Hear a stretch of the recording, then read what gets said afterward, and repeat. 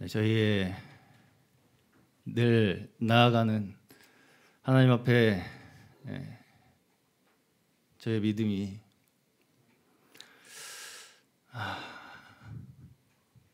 참 날이 갈수록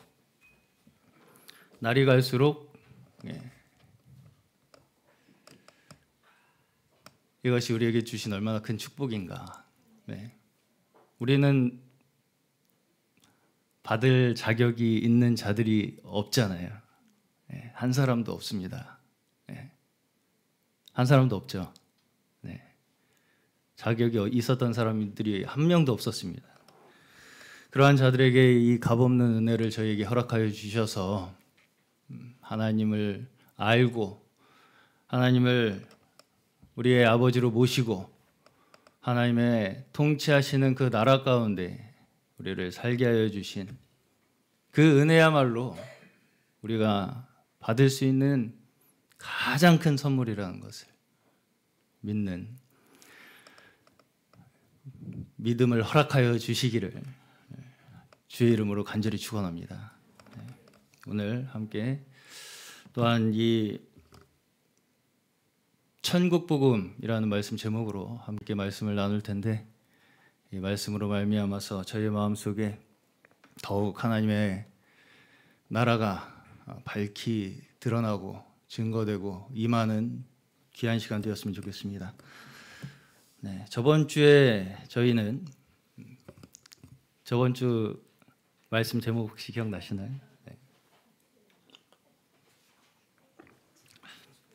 본문은 기억나시나요? 주로 제가 인용했던 말씀 본문, 레위기 말씀이었습니다. 레위기. 그래서 레위기 말씀에서 우리에게 가르치시는 바는 한마디로 뭐라고 말씀드렸죠? 거룩함. 그래서 제가 저번 주 말씀 제목이 일상적인 거룩함이라는 말씀으로 제가 말씀을 나눴었어요. 이제 좀 기억이 나시죠? 잊어버리셔야지 제가 또 할 말이 계속 생깁니다. 그 걱정하지 마세요. 당연히 잊어버리는 겁니다. 자, 그래서 제가 저번 주에 뭐라고 말씀을 드렸었냐면, 우리가 거룩이라는 걸 우리가 어떻게 좀 생각하기가 쉽냐면, 마치 우리와 좀 동떨어져 있는 거, 우리의 인간 사람이 살아가는 어떤 생활에서 약간 초월해 있는 어떤 모습, 그런 삶, 그런 걸 우리가 거룩이라고 생각하기 쉽다, 이렇게 말씀을 드렸었어요. 그런데 사실상 저희가 저번 주에 말씀을 나눠본 바로는 어땠습니까? 사실은 거룩이라는 것은 우리의 매일에 살아가는 그 순간들, 삶의 현장들 속에서 이루어지는 것이다, 라고 말씀을 드렸었어요. 자, 그래서 이제 레위기라는 말씀에서는 우리가 어떻게 해야 거룩함에 이를 수 있는가, 이것을 말씀하신다고 그렇게 말씀을 드렸었어요. 그런데 이제 자, 한번 제가 이진호 형제님, 이 거룩함이 어떻게 해서 이루어진다고 말씀하셨었죠?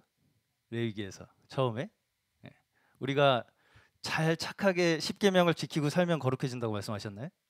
아니죠. 자, 이 거룩함이라는 것이 우리의 힘으로 스스로 도덕적인 삶을 사는 것으로 이루어진다고 말씀을 하지 않는다는 거예요. 자, 출애굽기 20장에서는 십계명이라는 것이 가장 먼저 주어집니다. 시내산에서 이스라엘 백성들이 광야에서 이제 시내산에 도착했을 때, 거기서 하나님께서 먼저 이 이스라엘 백성들에게 십계명을 주세요. 십계명의 첫 번째 계명 뭐예요? 십계명의 가장 첫 번째, 나 외에 다른 신을 섬기지 말라 에서부터 사실은 네 번째 항목까지 다 하나님에 관한 항목이에요. 그래서 이거를 예수님께서 압축 요약을 잘 해주셨어요. 우리에게 내 마음을 다하고 목숨을 다하고 뜻을 다하여 주 너의 하나님을 사랑하라. 이것이 그 네 항목의 요점이다 라는 말씀이에요. 그러고서 이제 5번째부터 10번째까지는 그 요약이 무엇이겠어요? 내 이웃을 내 자신과 같이, 내 몸과 같이 사랑하여라 라는 것이 5번째부터 10번째의 핵심 요약이다 라는 말씀으로 주신 거예요. 예수님께서 우리에게 친절하게 그걸 요약을 또 설명을 해주셨어요. 자, 제가 저번 주에 레위기가 전반부는 원리를 말씀하시고 후반부는 적용을 말씀하신다고 말씀드렸어요. 기억나시죠? 십계명 어때요? 똑같아요. 그렇죠? 전반부는 원리를 말씀하세요. 후반부는 그 원리에 입각한 우리의 삶이 어떠해야 하는 것을 말씀하시는 거예요. 그렇죠? 네. 이것이 말하자면 1번에서 4번 하나님을 우리가 어떻게 생각하는가가 모든 계명의 바탕, 기본이라는 거예요. 네. 이것이 먼저 우리에게 원리로 적용이 돼야 된다는 거죠. 그럼 이게 무슨 얘기입니까? 결국은 나 외에 다른 신을 섬기지 말라. 내 마음을 다하고 목숨을 다하고 뜻을 다하여 주 너의 하나님을 사랑하라는 말씀이 결국은 무슨 얘기냐면 우리가 누구 거라는 얘기예요. 하나님 거라는 얘기예요. 그렇죠? 결국은 우리의 거룩함은 어디서부터 나온다고요? 우리가 하나님 거라는 걸 우리가 고백하는 것에서부터 시작된다는 거예요. 네. 우리가 뭘 도덕적으로 착한 일을 잘해가지고 십계명 열심히 우리의 힘으로 지켜서 할 수 있다고 생각하는 그 자체가 불가능한 겁니다. 네. 그 자체가 불가능하고 오직 우리가 거룩함에 이를 수 있는 첫 번째 원리, 우리가 하나님의 소유라는 것을 고백하는 것, 거기에서부터 우리의 거룩함이 시작된다는 거예요. 네. 자, 구약에서 이스라엘 백성들을 인도하시고 가르치신 모든 사건들이 하나님께서 택하신 이스라엘 백성들을 어떻게 구원하시는가에 대한 말씀이죠. 자, 한 가지 더 질문 드려볼게요. 십계명을 그럼 지키면 구원을 받을까요? 못 받을까요? 십계명 지키면 구원을 받아요? 못 받아요? 못 받아요? 완전히 지키면 100% 난 완벽하게 지켰다. 네. 자, 여기서 하나님께서 백성을 인도하신 순서를 한번 볼게요. 십계명을 먼저 주시나요? 애굽에서 먼저 이끌어내시나요? 이끌어내시죠. 십계명이 구원의 조건이에요? 아니죠. 네, 아니에요. 먼저 애굽에서 이끌어내오세요. 하나님께서. 그렇죠? 그러고서는 십계명을 주신단 말이에요. 그렇죠? 이 십계명을 잘 지키면 너희들이 그러면 내가 너희들을 이집트에서 끄집어 내줄게. 이게 아니라고요. 그렇죠? 십계명은 다시 말해서 하나님의 백성들이 마땅히 지켜야 할 법. 다시 말해서 하나님의 나라가 이루어지는 근본 원칙이에요. 십계명이. 근데 이제 문제가 뭐냐? 아무도 이 율법을 완전히 지킬 수 있는 사람이 있다 없다? 없다. 이게 문제입니다. 자, 그러면 하나님께서 아실 거 아니에요. 우리가 못 지킨다는 걸. 근데 일부러 우리 골탕 먹으려고 하나님께서 못 지킬 것만 골라가지고 우리한테 주셨을까요? 일부러? 자, 십계명은 하나님께서 사람을 창조하신 원리예요. 다시, 십계명은 하나님께서 사람을 창조하신 원래의 목적입니다. 좀 충격적이신가요? 네. 원래 사람이 가져야 할 모습이 바로 십계명의 모습이라는 거예요. 네. 우리가 원래 있어야 할 자리라는 거예요. 그게 하나님의 창조의 원리라고요. 우리를 창조하신 원리, 그게 십계명의 압축이 되어 있는 거예요. 네. 그런데 인류의 타락으로서 우리가 하나님을 떠나게 되었죠. 그러다 보니까 우리가 원래 가져야 할 모습을 잃어버리게 된 거예요. 1번부터 못 가지게 된 거죠. 하나님을 우리가 사랑할 수 없게 되고 하나님만을 섬길 수 없게 되어 버렸어요. 그래서 우리가 십계명을 딱 받아든 접한 사람의 정상적인 반응은 어떻겠습니까? 거부감이 들거나 좌절스럽겠죠. 왜? 첫 항목에서부터 사실은 우리가 스스로 우리의 힘으로 지킬 수 있는 항목이 없어요. 네. 맞습니까? 네. 우리의 힘으로 절대로 지킬 수가 없습니다. 이 모든 10가지 항목 한 가지도 우리가 지킬 수가 없어요. 사실은. 네. 그걸 압축해서 두 문장으로 예수님께서 설명을 해주셨잖아요. 그 두 가지를 지킬 수 있습니까? 못 지키잖아요. 네. 우리의 뜻과 마음과 뜻과 다해서 목숨을 다해서 우리 하나님을 사랑하고 이웃을 내 몸과 같이 사랑할 수 있냐고요. 네, 안 된다는 거죠. 자, 그러면 하나님께서 지키지 못할 불가능한 법을 우리에게 던져보고 한번 지켜봐 라고 하는 것으로 끝내셨을까요? 네, 그러지 않으셨겠죠. 그것을 지키지 못할 것까지 다 아시고 범죄한 죄인들이 하나님 앞에 나아갈 수 있는 방법까지 우리에게 주시는 거예요. 그게 뭐예요? 레위기의 제사. 예. 다시 말해서 하나님께서는 십계명을 통해서 우리의 뭘 보게 하세요? 죄인됨을 보게 하시죠. 예. 우리의 힘으로는 절대로 하나님 앞에 스스로 나아갈 수 없는 자들이라는 것을 깨닫게 하시는 거예요. 결국 우리는 어떻게 돼야 되는 자들이라고요? 범죄함으로 죽을 수밖에 없는 자들이라고요. 그 피가 곧 내가 흘려야 할 피라고요. 그럼에도 불구하고 하나님께서는 우리가 십계명을 알지도 못하고 지킬 수도 없는 그런 우리가 어떤 사람인가와는 전혀 관계없이 우리를 선택하셨어요. 맞습니까? 그리고 불러내셨어요.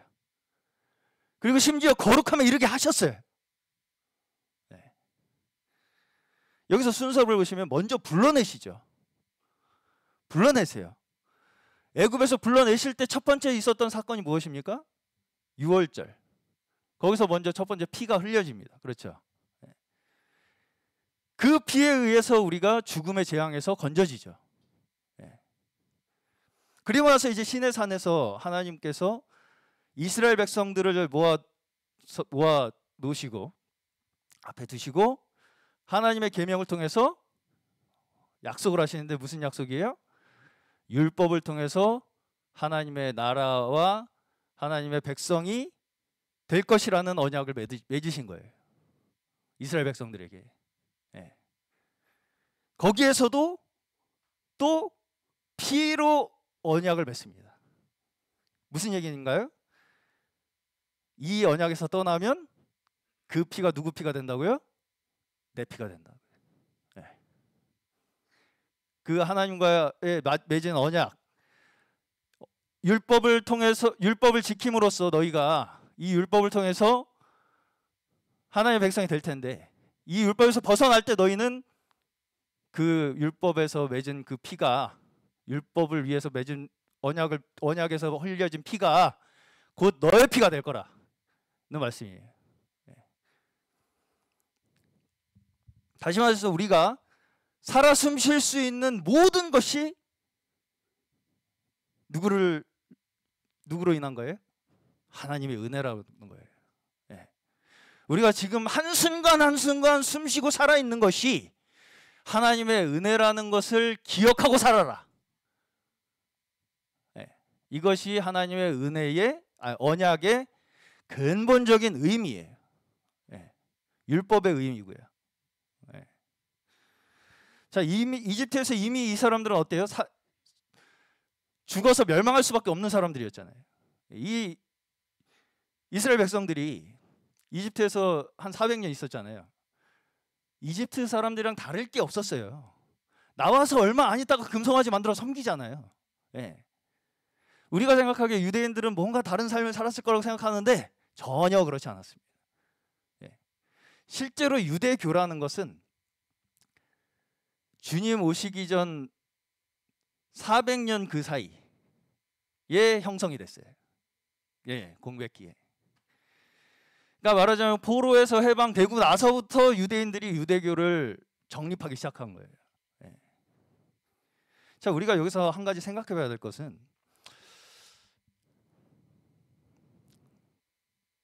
먼저 출애굽의 6월절의 피로 우리가 부르심 받아서 구원 받아서 이집트에서 탈출되었죠.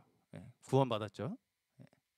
자, 그럼에도 불구하고 계속해서 우리가 또한 뭐가 또 계속 필요해요? 제사가 필요해요. 예. 하나님 앞에서 제사로 계속해서 나아감으로써 매일매일의 우리의 삶 속에서 주께서 주시는 구원, 그건 구원 아닌가요? 구원이죠. 예. 그 매일의 삶 속에서 우리에게 주시는 하나님의 구원 또한 하나님의 은혜로 말미암았다는 것을 한시도 잊지 않는 것이 우리의 거룩함의 증거라는 것입니다. 예.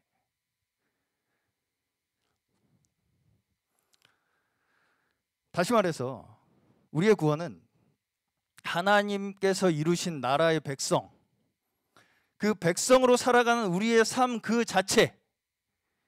자체가 우리의 구원이라는 거예요. 예.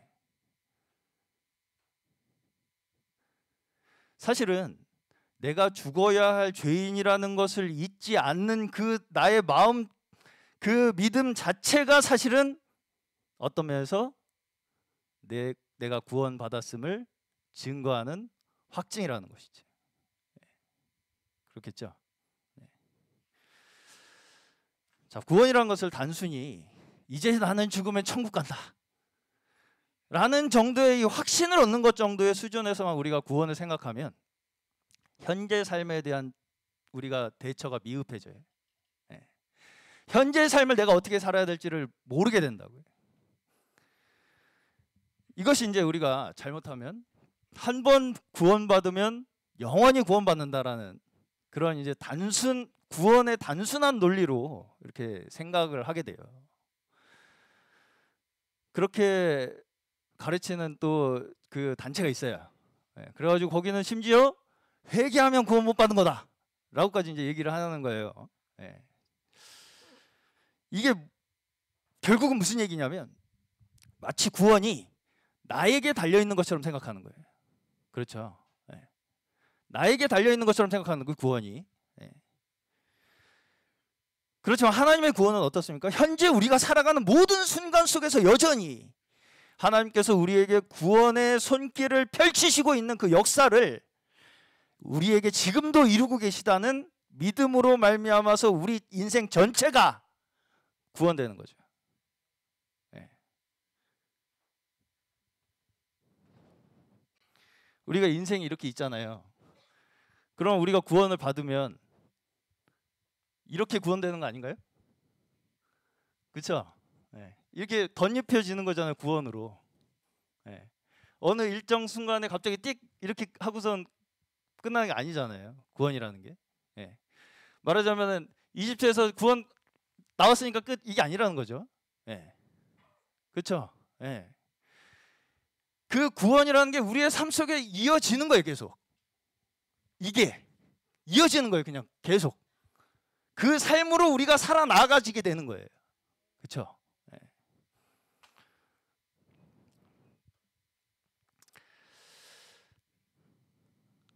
구약에서 보시면 하나님께서 부르시는 사건들이 있습니다. 첫 번째는 노아, 두 번째는 아브라함, 세 번째는 모세. 그리고 이제 언약으로 봤을 때 다윗의 언약이 있습니다. 그렇죠? 노아의 가족들을 구원하시고 아브라함을 부르셔서 구원의 언약을 맺으시고요. 모세를 통해서 이스라엘 민족을 불러내시죠. 그리고 이제 다윗을 통해서 그 나라를 약속하십니다. 자, 이 이전에 하나의 언약이 있어요. 뭘까요? 창세기 3장 15절. 한번 네. 한번 찾아서 읽어 보시겠어요?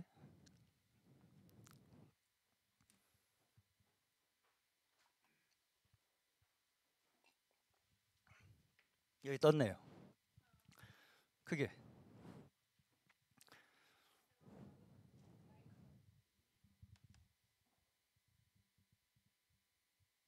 내가 너로 여자와 원수가 되게 하고 너의 자손을 여자의 자손과 원수가 되게 하겠다. 여자의 자손은 너의 머리를 상하게 하고 너는 여자의 자손의 발꿈치를 상하게 할 것이다.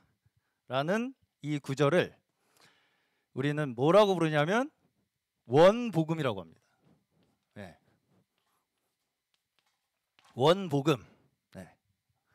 이거를 이제 다른 말로는 원시복음이라고도 해요. 네. 첫 번째 타락한 인류를 향한 하나님의 구원의 약속이죠. 네. 아담은 구원 받았을까요? 안 받았을까요? 안 받았어요. 네. 자, 그리고서 그 이후로 노아, 아브라함, 모세와 다윗으로 언약이 계속 이어지죠. 이 언약이 계속 이어져요. 그렇죠?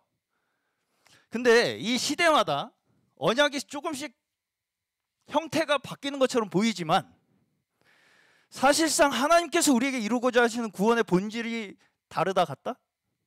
같다는 거죠. 예. 다 사실은 여기에 수렴됩니다. 이 관점으로 이 모든 언약을 해석을 해야 돼요, 사실은. 예. 자, 왜 그러면 시대마다 언약의 형태가 바뀌었겠습니까? 어떤 면에서 시대가 가면 갈수록 어떻게 돼요? 복잡해지죠. 복잡해지면 질수록 어때요? 미혹은 더 교묘해지죠. 미혹의 양상이 더 복잡해지고 교묘하게 되어서 우리를 속여요. 그래서 하나님의 말씀을 믿지 못하게 하는, 다시 말해서 복음을 가리우는 지식들이 많아지면 많아질수록 하나님의 말씀 또한 우리에게 구체적으로 전달이 될 수밖에 없게 된다는 거예요. 네. 그렇겠죠? 네. 여자의 원수가 된 사탄은 어떻게든 복음을 가로막는 기술을 진화해 나갑니다. 계속. 네. 지금 우리가 봐도 굉장히 진화가 되고 있잖아요. 지금 엄청나게 진화가 되고 있잖아요. 네. 그렇기 때문에 더욱 여러 가지 상황 속에서 다양한 모습으로 인간을 미혹하는 사탄의 속임수에서 우리를 구원하시기 위해서 더 구체적인 설명이 필요하게 된다는 거예요. 그렇겠죠? 네. 그리고 이제 예수께서 사람으로 오셔서 율법을 성취하시는 삶을 사십니다. 먼저 예수께서 예수의 삶이 율법을 이루는 삶이셨어요? 못 이루는 삶이셨어요? 이루는 삶이었죠, 당연히. 네. 이제껏 그 누구도 이루지 못했던 율법을 온전히 행하신 분은 오직 인류 가운데, 역사 가운데 예수 그리스도 한 분이셨다는 거예요. 네. 그리고 결국 십자가에서 죽고 부활하고 승천하신 그 사건으로 말미암아서 이제까지의 모든 언약을 성취하신 거예요. 그렇죠? 네. 어떤 언약입니까? 이 언약이 뭐예요? 결국은 하나님의 나라를 이루시겠다는 약속이에요. 그렇죠? 예수께서 이 땅에 오심으로써 비로소 진정한 하나님의 나라가 우리에게 임했다고 말씀합니다. 승천하신 예수께서는 지금도 하나님 우편에 앉으사 우리를 통치하고 계세요. 교회의 머리로 세상을 다스리고 계신다고요, 지금. 믿으십니까? 네. 그리고 몸된 교회인 우리 각자의 심령 속에 성령으로 임재하셔서 우리를 직접 한 사람 한 사람 가르치고 다스리고 계시는 그것이야말로 하나님의 나라가 아니면 무엇이겠습니까? 그렇죠? 네.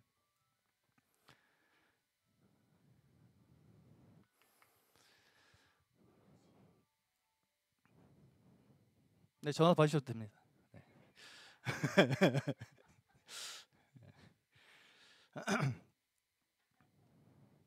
지금도 하나님께서는 세상을 다스리고 새롭게 하실 계획을 이루고 계시는데 뭘 통해서요? 뭘 통해서요? 교회를 통해서. 예. 이걸 믿으시길 축원합니다. 그 하나님 그리스도께서 통치하시는 것을 우리가 바라볼 수 있는 믿음을 우리가 볼 수 있기를 축원합니다. 예.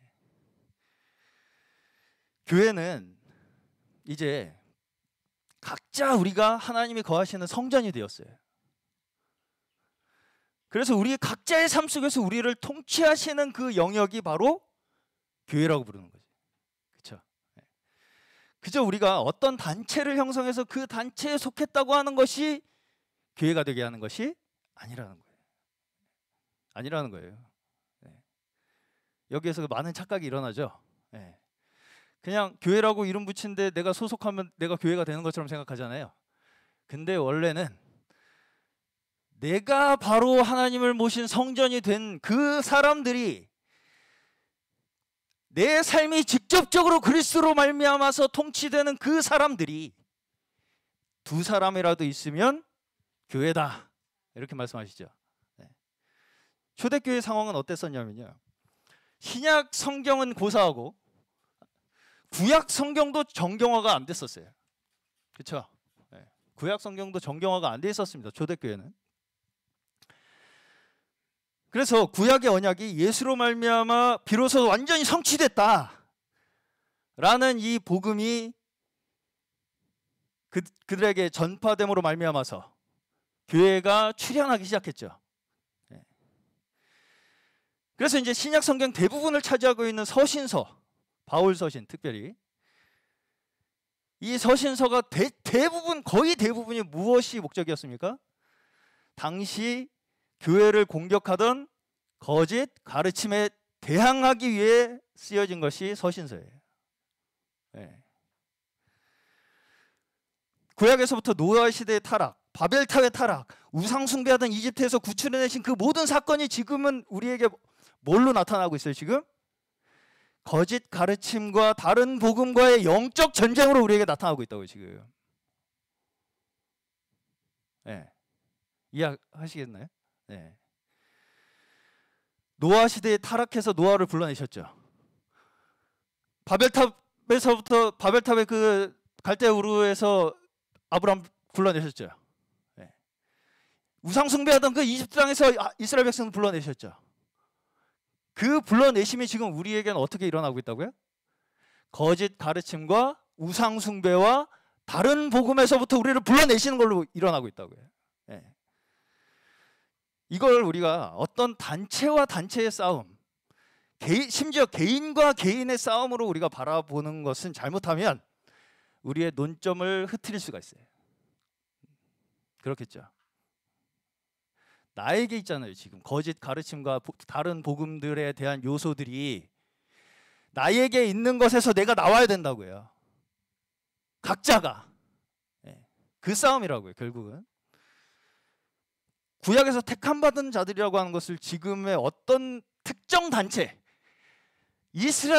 구약의 이스라엘이 바로 우리다, 이게 가능하겠습니까? 지금? 사실상 구약의 이스라엘조차도 그런 의미로 하나님께서 말씀하지 않았어요. 그 믿음을 지키는 자들을 하나님의 백성이라고 삼았죠. 이스라엘 백성들도 광야에서 대다수가 멸망했습니다. 그렇죠?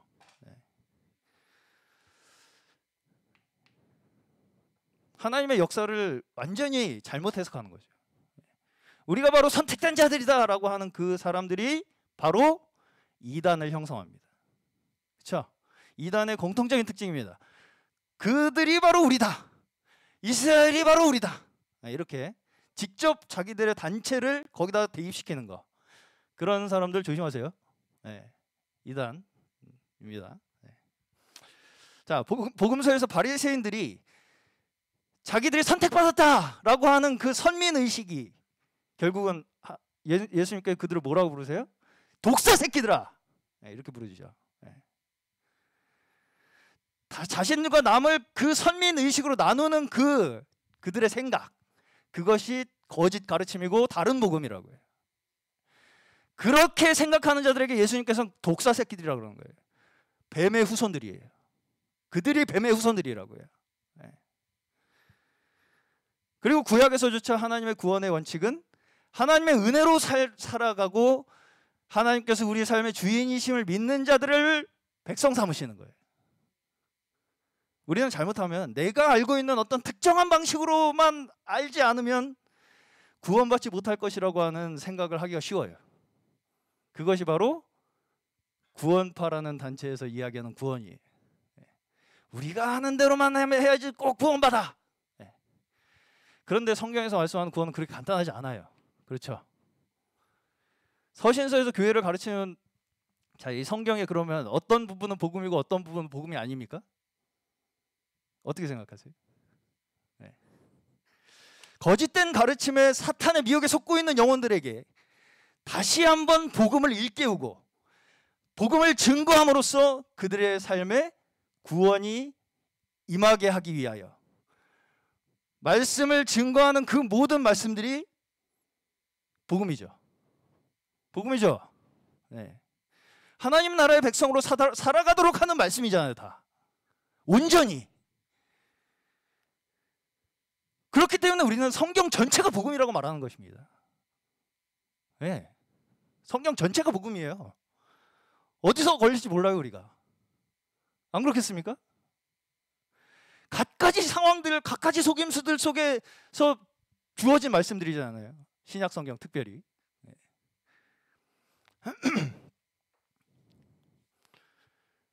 여전히 거짓 가르침과 다른 복음에 미혹되고 속임당하고 있는 사람들은 사실상 여전히 사탄의 권세에 사로잡혀 있는 사람들이잖아요.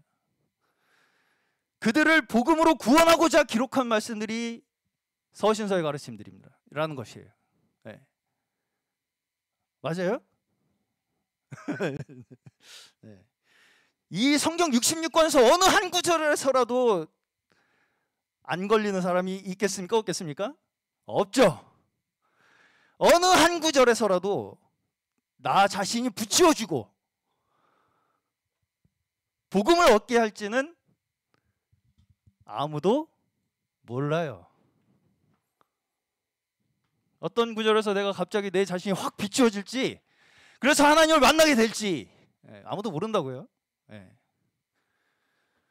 그렇기 때문에 우리는 때를 얻든 못 얻든 어때야 돼요? 복음을 전해야 되는 거예요. 말씀을 전하고 증거하고. 누가 어떻게 될지 모르니까. 언제. 우리는 끊임없이 사탄의 미혹과 우상숭배의 삶과 거짓 가르침들을 분별하고 경계하면서 오늘의 구원을 이루어야 할 줄로 믿습니다. 사도 바울도 매일 죽는다라고 고백을 했어요. 매일 죽는다. 그것이 매일의 구원이라는 거죠. 그게 매일의 나의 구원이라는 거예요. 지금 내가 이 순간 나에게 구원이 임하지 않으면 나는 구원이 없는 거예요, 지금. 그렇죠? 구원 한번 받으면 이렇게 되는 거라니까. 그냥 이렇게 덧입혀지는 거예요, 우리의 인생에. 구원이라는 것이, 능력이. 그렇죠? 한번 이렇게 되면은 여기에서 갑자기 뿅 나타나요? 여기서 이렇게 뿅 이렇게 나타나요? 여기서 구원 받았으니까 난 여기서 뿅 나타나요? 그게 아니라는 거죠. 이렇게 되는 겁니다. 이렇게 그냥 다.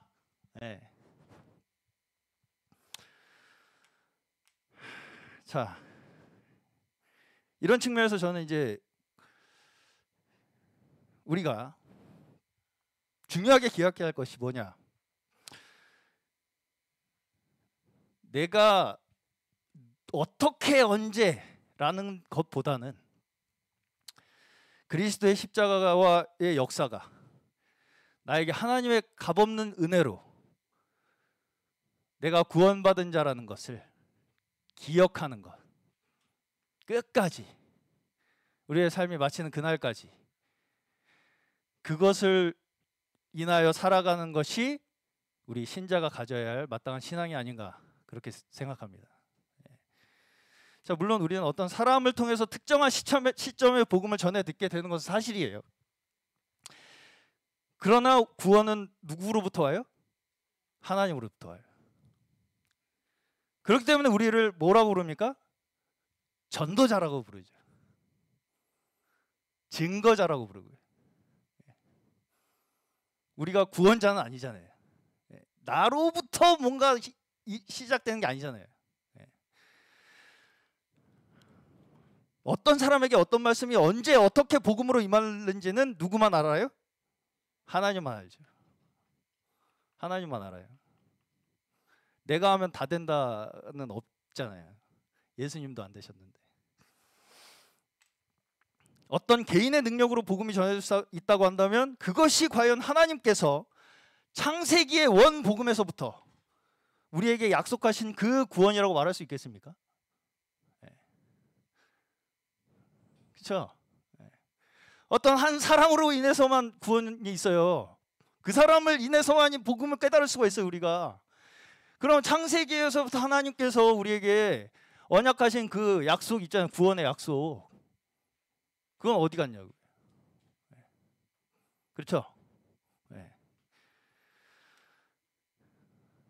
우리가 말씀을 받을 수 있는 마음을 허락하시는 분도 하나님이에요. 자, 우리가 삭개오 사건을 복음서에서 보시면 삭개오가 예수님을 기다려요. 그렇죠? 예수님이 특별하게 어떤 말씀을 안 하세요. 너 그렇게 하면 안 돼, 이렇게 안 하신다고요. 미리부터 뽕남에 올라가지고 예수님 어떻게 한번 볼까 한단 말이에요. 이미 그 이전에 삭개오가 예수님을 기다리고 있어요. 그 기다림이 스스로 만들어낸 것이겠습니까? 스스로? 삭개오 스스로가 나는 예수님을 기다려야겠다는 그 마음을 스스로 만들어냈겠냐고. 아니죠. 하나님께서 허락하신 것이라고밖에 우리는 말할 수가 없어요. 그 기다림조차. 자신의 인생의 한계를 절감하는 그 벼랑 끝에 선 인생. 그렇기 때문에 예수님이 어떤 분이신가 찾아보고 싶은 한번. 그 마음의 준비. 그거 하나님이 우리에게 주시는 거예요. 아니 내가 나 이제부터 나 벼랑 끝에 설까 이럽니까? 네. 그렇죠? 자, 이것이 결코 우리의 힘과 의지로 이룰 수 있는 것이 아니라고 믿는 신앙이 우리 하나님의 백성들이 마땅히 가져야 할 구원의 복음인 줄로 믿습니다. 오늘 저희 모두에게 온전한 하나님의 구원의 은혜가 임하셔서 우리의 삶의 전체가 하나님의 다스림으로 다스려짐으로 사는 그러한 사람들이 누구라고요? 하나님의 백성들. 우리 각자가 하나님의 다스림으로 살아나가야 우리가 하나님의 백성이 되는 거잖아요. 그렇죠? 그렇게 하나님의 백성들로 살아가시는 저희 모두 되시기를 주님의 이름으로 간절히 축원합니다.